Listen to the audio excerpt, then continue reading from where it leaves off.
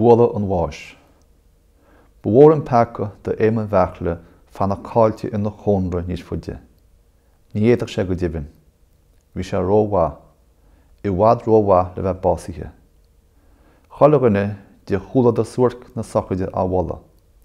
Á bhla go háard is go talla. Á bhla ó bhain na spéire I níos. Fiú iad siúd ar an rán híalta acha ar trá. Iad siúd ar a seans baitnaí acha dó. Iad siúd a bhí ag ascaní is a hir íblú. Iad siúd nar bheanga gó leis na cianta. Iad siúd a chreasnach a híomh don bhóthir le na hachant. Iad siúd a bhreanich bhíes da mar sé chlé.